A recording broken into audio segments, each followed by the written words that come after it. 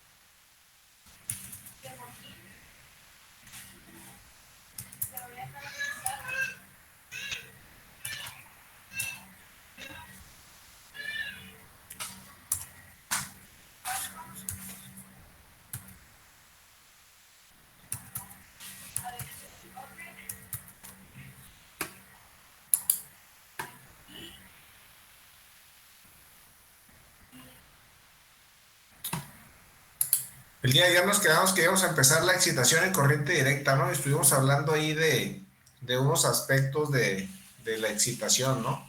Y vimos algunos ejemplos. Ahora solo falta aterrizarlo a lo que es, pues, la corriente directa. ¿Cómo sería la excitación en corriente directa? De hecho, vimos un ejemplo, el de la batería que miramos del carro, es un ejemplo de excitación en corriente directa, ¿no? La que le hace al motor de arranque. Bueno, vamos a empezar a leer otra vez, ¿no? Porque ayer creo que me quedé aquí a medias y para que no se quede así. Bueno, el comportamiento magnético, los materiales ferromagnéticos, ¿no? Se ha indicado que la permeabilidad magnética de los materiales ferrosos es muy alta. Y lo comparamos contra los ejercicios que hacíamos, que era como de 2000, ¿no? Entonces, esto trae como 6000 veces la permeabilidad del espacio libre, ¿no? Dice, aunque la permeabilidad es constante en el espacio libre, no lo es en el hierro y en otros materiales magnéticos. Y eso se debe básicamente a dos factores, presión y temperatura. Entonces, para ilustrar el comportamiento de la permeabilidad magnética en un material ferromagnético, se aplica una corriente directa a un núcleo iniciando desde 0 amperes e incrementando lentamente hasta la máxima corriente que soportaría el núcleo en cuestión. Bueno, esta parte a mí nunca me ha gustado mucho, que dice la corriente que soportaría el núcleo. Por ejemplo, miren, vamos a ver el dibujo con el que estuvimos trabajando. O sea, no es el núcleo el que debe soportar la corriente, sino más bien es el cable que está enredado en él. Estamos viendo este, ¿no?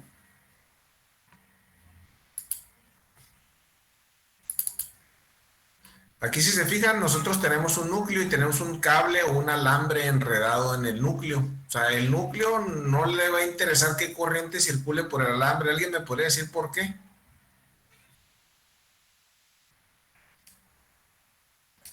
¿O alguien tiene una idea por qué?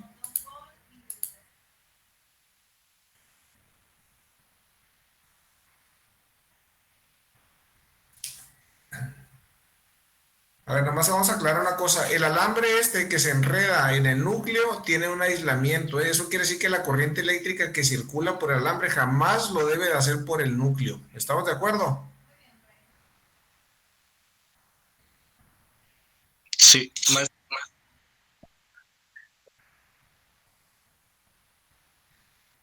Bueno, no sé si dijiste algo más, Almejo, pero la verdad no te escuché. Le pre- Te escuchas cortado, mejor no alcancé a escuchar lo que dijiste.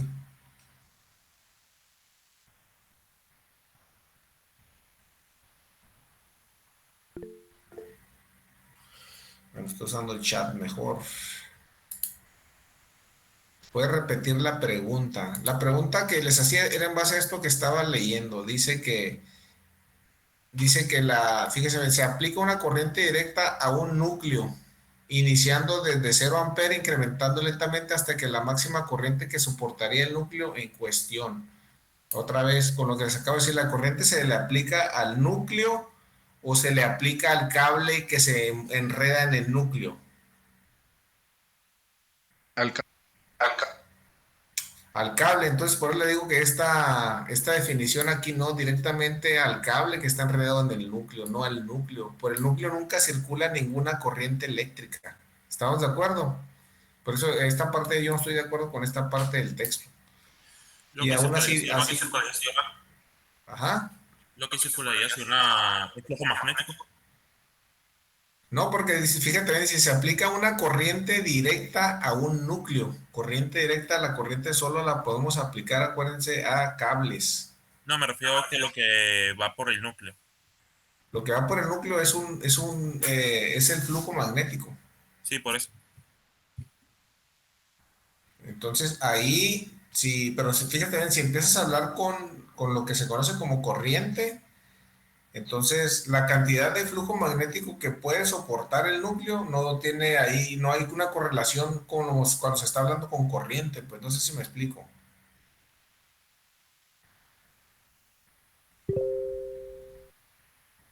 No, sí. O no sé con qué quieras decir. No, yo quería decir que lo que fluía por el núcleo era el flujo magnético y no la corriente eléctrica. Sí, eso es correcto, ¿no? Lo que fluye por el núcleo es el flujo magnético. La corriente eléctrica va a fluir por el alambre que está enredado en el núcleo, el cual tiene un aislamiento. No sé si les ha tocado ver motores por adentro, que ven varios alambres que están enrollados. ¿Sí les ha tocado verlos? Sí, profe. ¿De qué color son los alambres? Es como color bronce o algo así, ¿no? Así como rojizos, ¿no? Son así Ándale. como anaranjaditos. Ese color no es el del cable, o sea, no es el color del cable, como cuando ustedes pelan un cable que van a conectar algo.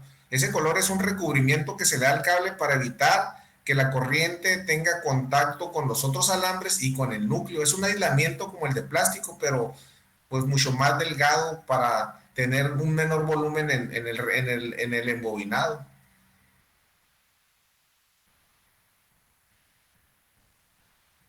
¿Estamos de acuerdo? Entonces, esa corriente que va a circular por el embobinado jamás lo debe de hacer por el núcleo. Si es que lo llega a hacer, se produce un cortocircuito. ¿De acuerdo?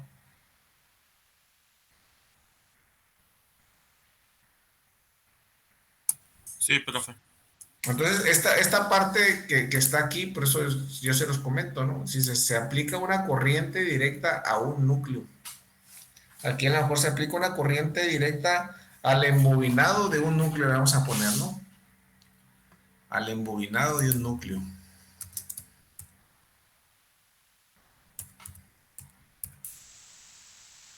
Ahí estaría más correcto, ¿no?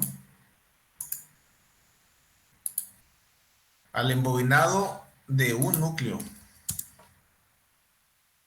Iniciando desde 0 amperes. Aquí voy a poner la nomenclatura así mejor.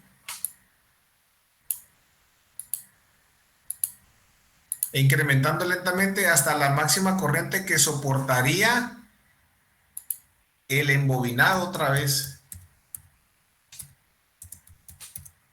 del núcleo en cuestión.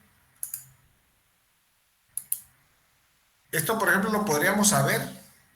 Por ejemplo, podríamos saber qué tanta corriente le vamos a aplicar a un sistema de estos.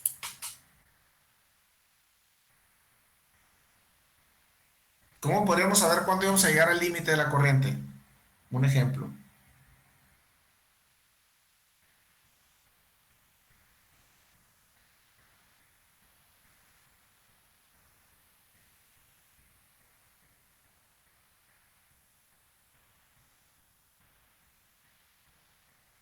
Hasta que se caliente. Así es como lo determinarán los ingenieros electricistas. No sé. No se hace así. Ya cuando se Tú le calentó, topes. ya sucedió algo ahí, ¿no? Que no es algo recomendable, ¿no? Podría ser que hay un límite que se notaría, por ejemplo, en cómo va ascendiendo la corriente. Eh, pero, a ver, completa tu respuesta, porque como que todavía está, como que le falta, pues. ¿Cómo podríamos saber?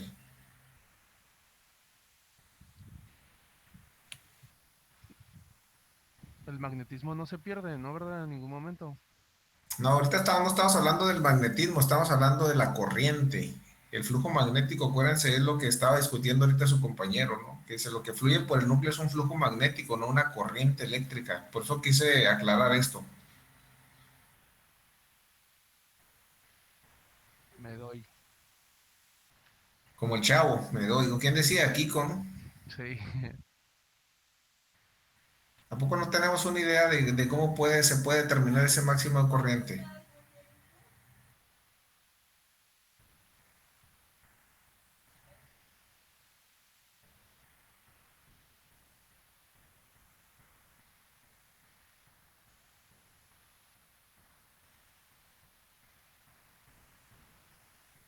No, nadie tiene una idea.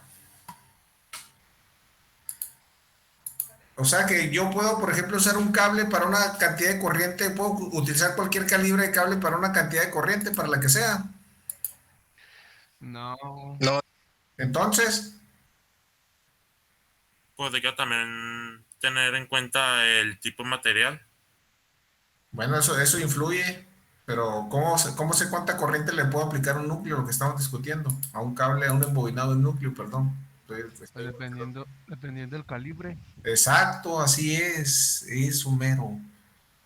Ajá, pero Se, si se el aplica una calibre. corriente directa al embobinado de un núcleo iniciando desde cero, incrementando lentamente hasta llegar a la máxima corriente que soportaría el embobinado del núcleo en cuestión. Y eso depende del calibre del cable que esté enredado, o sea, con el que se haya hecho el embobinado.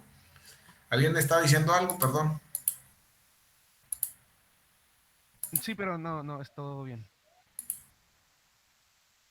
Entonces, por ejemplo, cuando ustedes quieran saber qué tanta corriente soporta un cable, hay muchas tablitas que pueden consultar.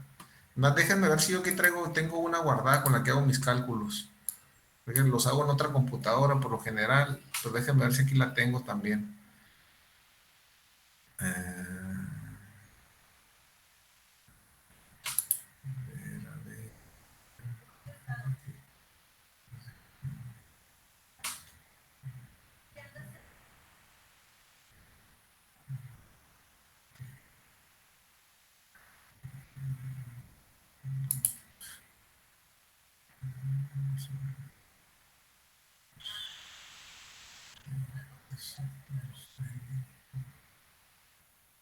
Según yo aquí la tenía. A ver.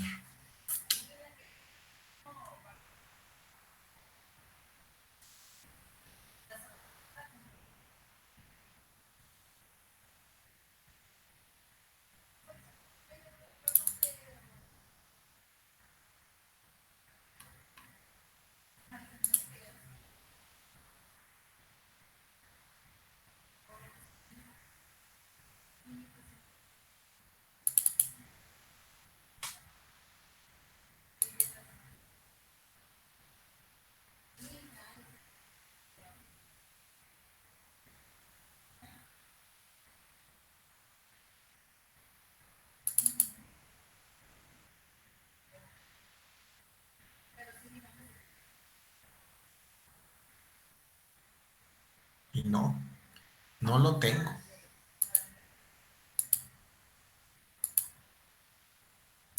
No sé para qué lo tengo aquí, pero no lo tengo. A ver, vamos a buscarla en internet. Entonces, es que quería mostrarle la de la norma, pero no la tengo aquí en esta computadora. A ver, calibre de cables. Oh, vamos a poner ampacidad de cables eléctricos. A ver si así encontramos algo. Aquí están en muchas tablitas.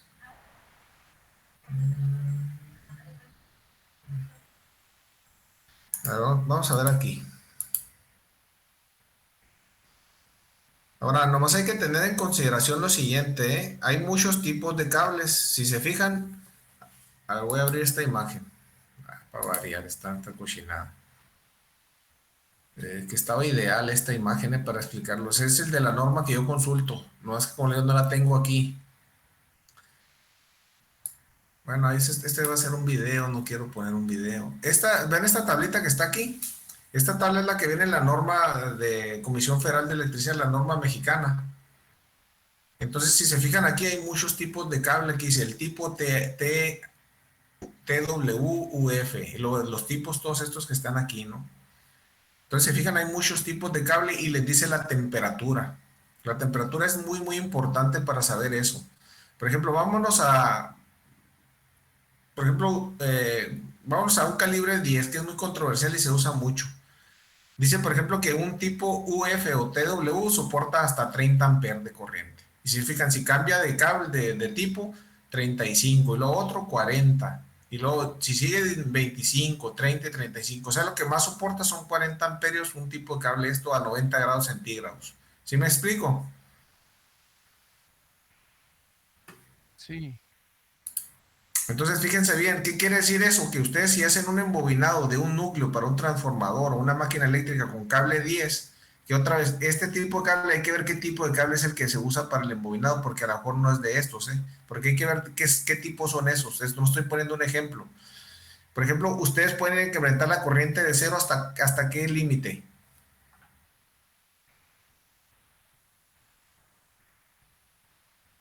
¿Hasta cuánto pueden incrementarla si tienen este tipo? El de que dice hasta 90 grados. Si tienen 10. ¿Cuál sería el límite máximo de corriente que pueden pasar por ese embobinado? De los 40. 40. 40. Entonces, eso se refiere el texto, hasta llegar al máximo permitido, que son 40. Si ahora ustedes tienen el de la columna 3, pues hasta 35. Y si tienen el de la columna 2, nomás hasta 30. ¿De acuerdo? Entonces hay que tener en cuenta eso todo el tiempo cuando hacemos ese tipo de afirmaciones, como dice aquí, ¿no? Hasta la máxima corriente que soportaría el embobinado del núcleo, en ese caso, pues sería 40 si usamos ese tipo de cable, ¿no? Entonces, al presentar el flujo producido en el núcleo contra la fuerza magnetomotriz que lo produce, se obtiene una gráfica como la de la siguiente figura, la cual se denomina curva de saturación o curva de magnetización, que vimos el día de ayer y la explicamos, ¿no? Que explicamos que era saturación y eso, ¿no? Entonces se observa que al ir incrementando la fuerza magnetomotriz se produce un incremento exponencial en el flujo resultante y eso lo vimos, ¿no? En toda esta parte aquí, lo hace muy, muy rápido. Después de cierto punto, aunque sigue incrementando la fuerza magnetomotriz, los incrementos en el flujo pues prácticamente aquí dice que irán disminuyendo poco a poco, pero si se fijan, la verdad sigue creciendo poco y se va a estabilizar. Y quizás más adelante caigan, ¿no? No sabemos, porque no tenemos el comportamiento completo.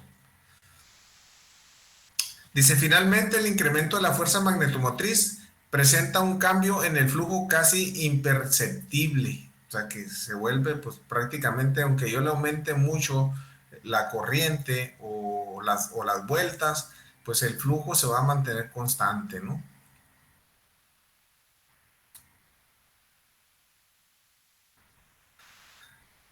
¿Dónde me quedé? Bueno, dice, finalmente el incremento de la fuerza magnetomotriz presenta un cambio en el flujo casi imperceptible, o dicho de otra manera, se mantiene lineal, o sea, ya no cambia, ¿no? Entonces, la región de la curva en donde el flujo se mantiene constante se le suele llamar región de saturación, es lo que estábamos viendo ayer. Y la región en donde se aprecia un aumento exponencial del flujo se le conoce como región no saturada. Pues claro, ¿no? O esta sección, el núcleo no, o en esta sección el núcleo no está saturado. Entonces la región de transición entre las dos regiones no saturada y saturada se denomina a veces rodilla de la curva o también se le conoce como punto de inflexión. Pues note que el flujo producido en el núcleo varía linealmente con la fuerza magnetomotriz aplicado en la región no saturada y se aproxima a un valor constante independientemente de la fuerza magnetomotriz en la región saturada. Es lo que estuvimos explicando el día de ayer. Si quieren, anoten eso y anoten la grafiquita para que la puedan interpretar, márquenla con colores así como lo hicimos, no sé, para que ustedes recuerden lo que explicamos, ¿no? Ahí, ¿qué sucede con la fuerza magnetomotriz qué sucede con el flujo, perdón, cuando se incrementa la fuerza magnetomotriz en un sistema con los que estamos viendo, ¿no?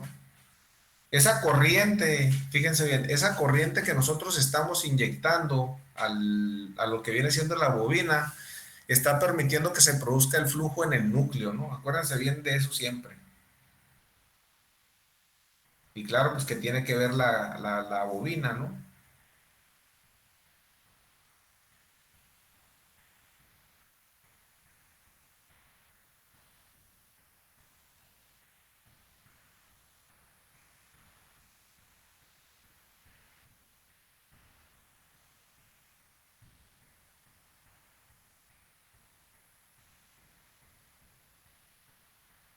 Cuando terminen avisan, por favor, para continuar.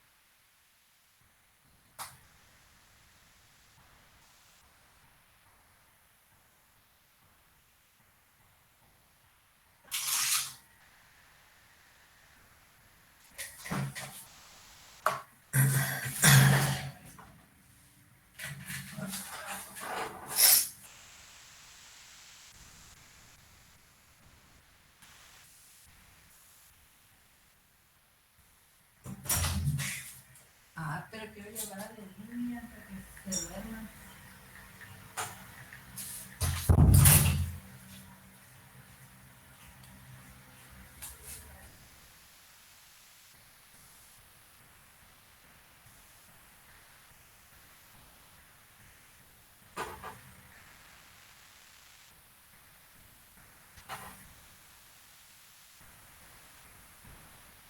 Mejor acompáñenme.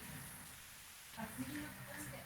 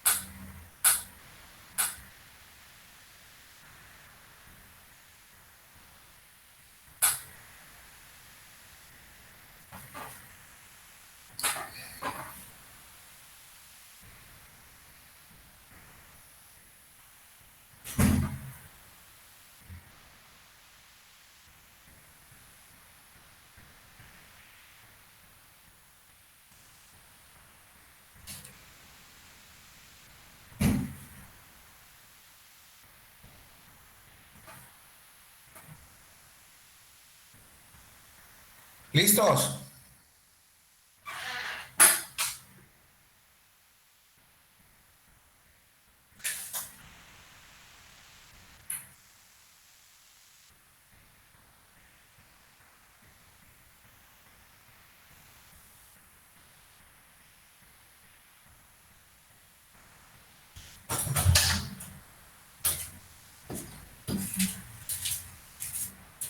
El día se va a quedar. ¿Ya terminaron? Listo, listo, profe. Bueno, entonces ahí ya tenemos la explicación de la curva, como les digo, ¿no? ¿Cómo se comportaría el flujo de la corriente, perdón, el flujo magnético debido a un flujo de una corriente por un embobinado que está enrollado en un núcleo, ¿no?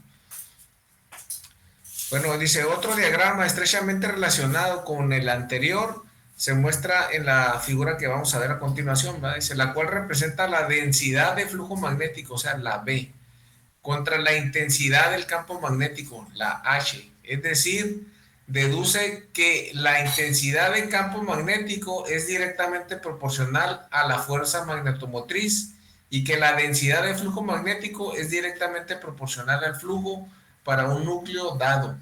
Dice, por lo tanto, la relación entre la densidad y la intensidad, o sea, la B y la H, es semejante a la relación entre el flujo y la fuerza magnetomotriz.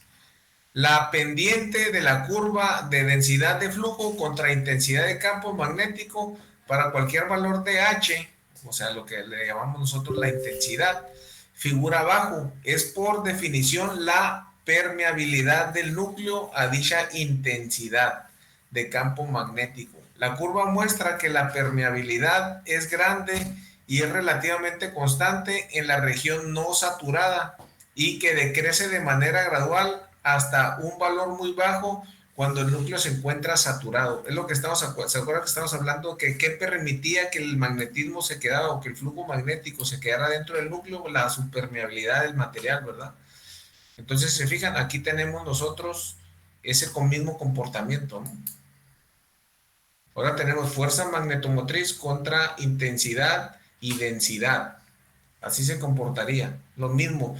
Cuando aumenta rápidamente, tenemos una región no saturada en la intersección entre las dos.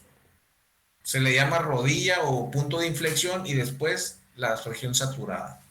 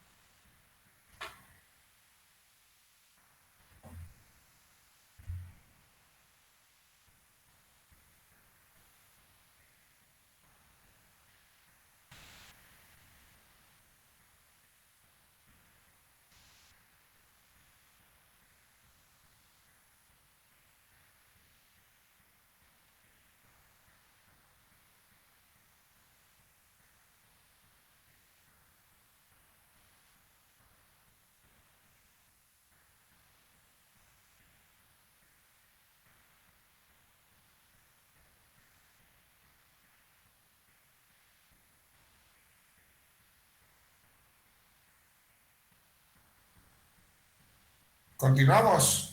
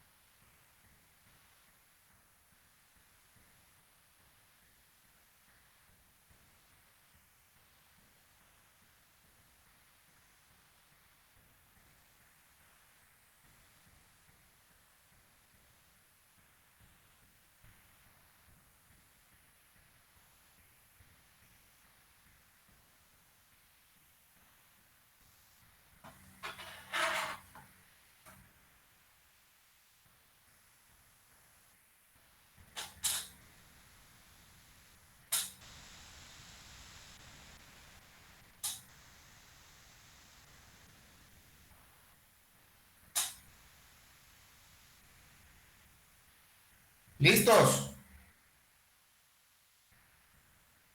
Adelante, profe. Ok, bueno, ahí estamos viendo la otra relación que existe, ¿no? Bueno, dice, la siguiente figura es la curva de magnetización de una pieza típica de acero mostrada más en detalle, ¿no? Y cuya intensidad de campo, o sea, la H, intensidad de campo magnético, está dada en una escala logarítmica para apreciarse más bien, pues, un rango de frecuencias o mostrar ¿cómo se llama? Un rango más amplio de comportamiento, ¿ah?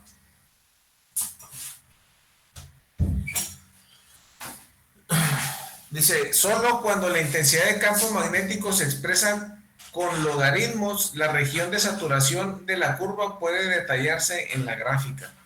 ¿Sí? Porque aquí tenemos una visión mucho más amplia, ¿no? Entonces, aquí otra vez podemos ver dónde está la región de saturación y la de no saturación. ¿A cuál sería la región de saturación? ¿Dónde estaría? Lo que crece rápidamente.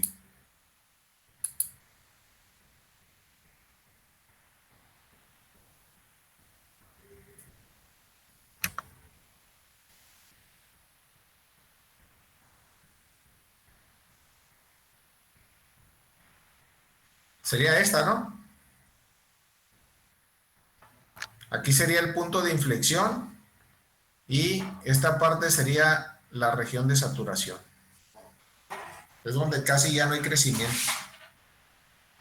¿De acuerdo?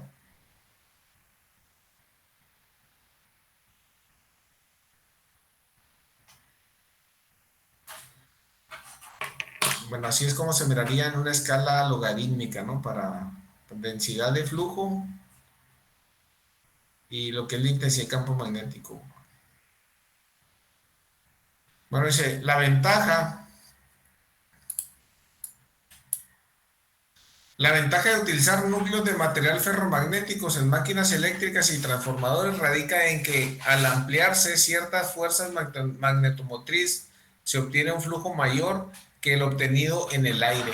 Por eso todas las máquinas eléctricas tienen este tipo de núcleos. Anótenlo, es una característica de las máquinas eléctricas.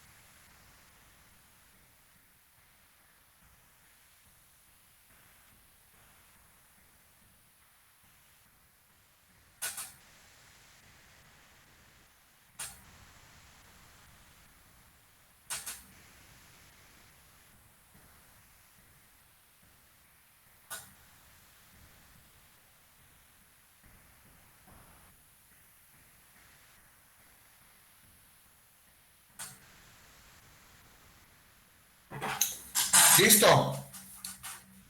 Bueno, dice, sin embargo, si el flujo resultante debe de ser proporcional o aproximadamente proporcional a la fuerza magnetomotriz aplicada, eso sería si creciera de una manera lineal, ¿no? O sea, que determinado flujo todo el tiempo tuviéramos cierta corriente por vuelta, ¿no? O cierta fuerza magnetomotriz. El núcleo debe ser operado dentro de la región no saturada en la curva de magnetización. ¿Por qué nos dice esto? ¿Por qué debe suceder esto? ¿Por qué debe ser operado aquí el núcleo? ¿Qué sucede si lo operamos fuera de la zona de saturación?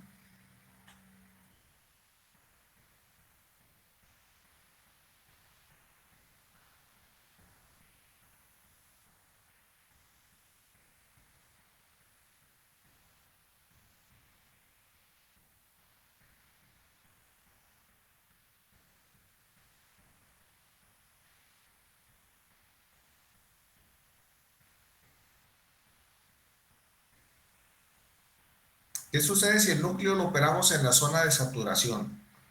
¿Qué podría pasar?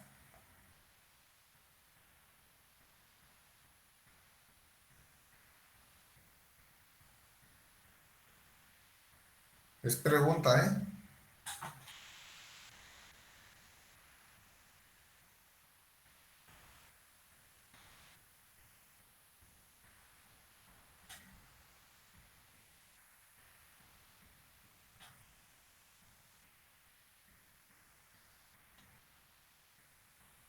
¿No sería un corto, profe?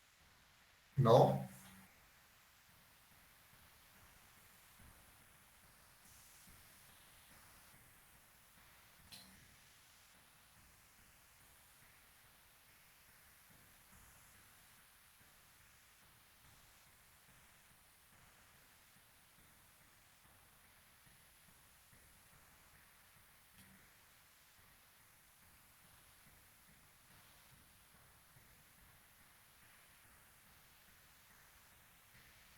¿Qué sucedería si hacemos eso?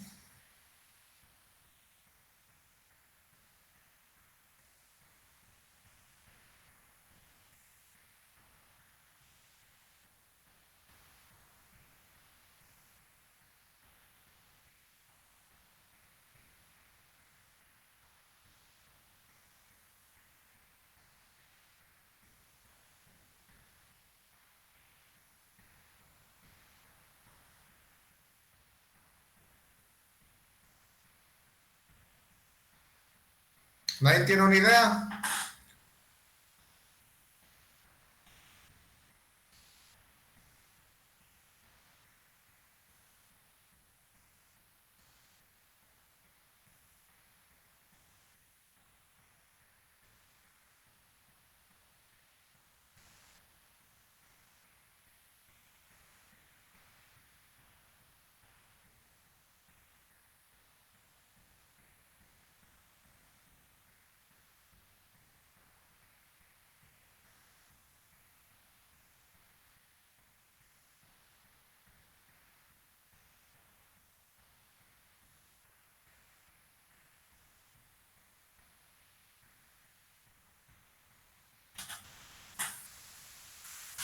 A ver, ¿qué sucede? Vamos a regresarnos a la gráfica, ¿eh? Vamos a regresarnos a la gráfica, porque por eso estoy pasando estas gráficas para que se vea. ¿Qué sucede con la corriente eléctrica cuando estamos en este punto? ¿Cómo es la corriente eléctrica? ¿De qué magnitud es cuando más o menos estamos aquí? Si dejamos las vueltas fijas. Solo vamos a incrementar el amperaje. ¿Qué sucede con la corriente eléctrica aquí? En comparación de aquí o en comparación de acá. ¿Cuál es la diferencia que tenemos en corriente eléctrica?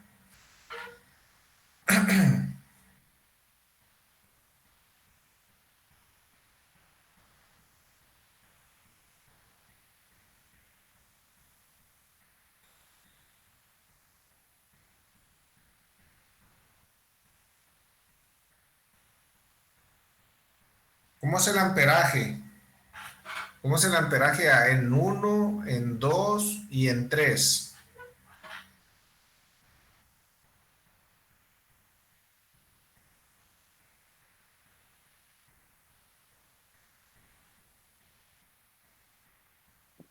pues entre deja de crecer tanto la gráfica. Estamos hablando del amperaje, no del comportamiento del flujo. Ah, ok, ok. El amperaje, ¿cómo es? ¿Mayor, menor o en donde sea es igual?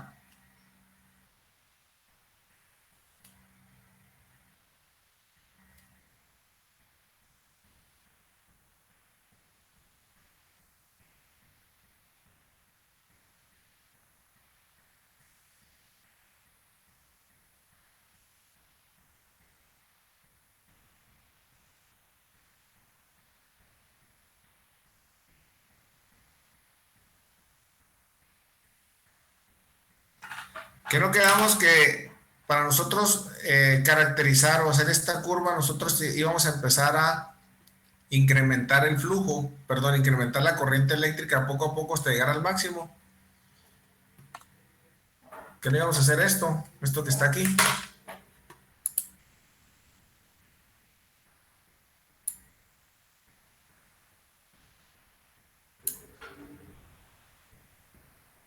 Empezando de un mínimo de 0 hasta llegar a un máximo. Entonces, por eso les pregunto, ¿cómo es la corriente en 1, en 2 y en 3? ¿Qué está sucediendo con la corriente eléctrica ahí?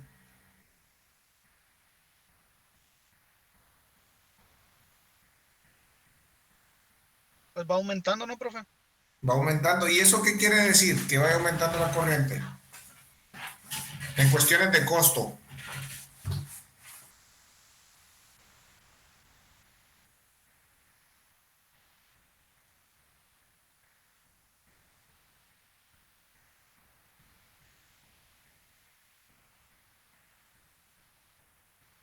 La pregunta era, ¿por qué no se debe de operar una máquina eléctrica cuando nosotros tengamos un núcleo saturado aquí?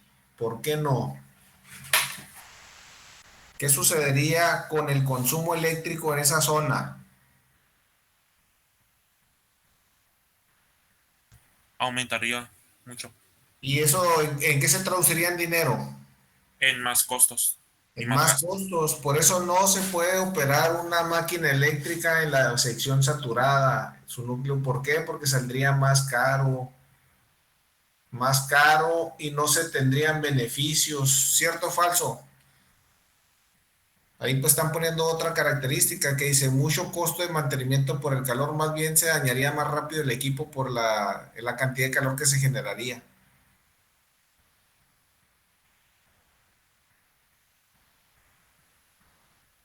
O sea, no nos duraría el equipo tampoco, pues.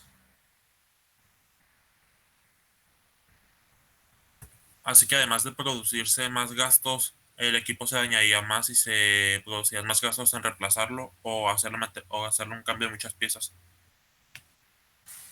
Pues en la reparación, ¿no? Se dañaría más rápido, saldría más caro, consumiría más energía esa máquina eléctrica, hablando de motor, de transformador, de generador, lo que fuera, saldría más caro todo.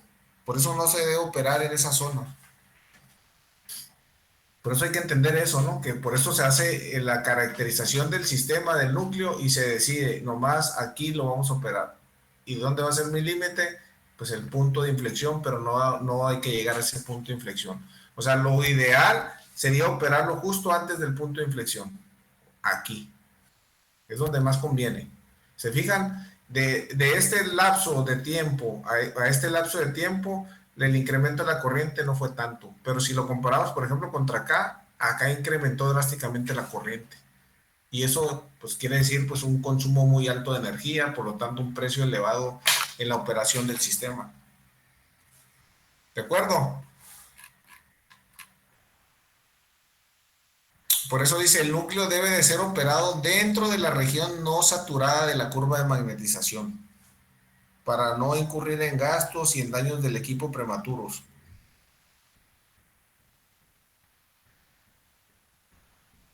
Bueno, seguimos. Dice, puesto que los generadores y motores reales dependen del flujo magnético para producir el voltaje y el par, al par se está refiriendo casi al torque, se diseñan para producir el máximo flujo posible, o sea, trabajar un poquito antes de la zona o del punto de inflexión o de la rodilla, que le llaman ahí, ¿no?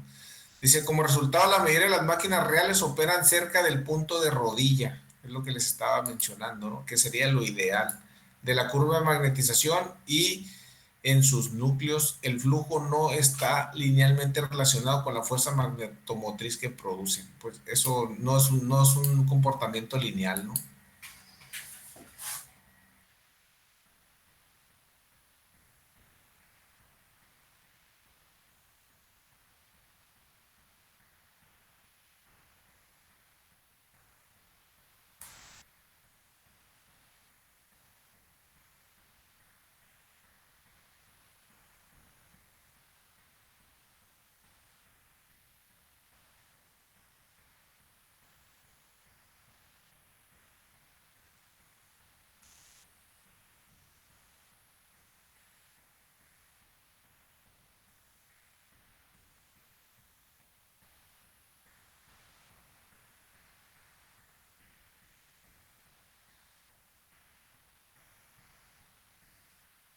Bueno, yo creo que los que acaban de anotar, yo creo que si no tienen preguntas o comentarios, nos miraríamos el lunes. Que pasen bonito fin de semana. Ok, profe, nos vemos. Te encargo no caminar con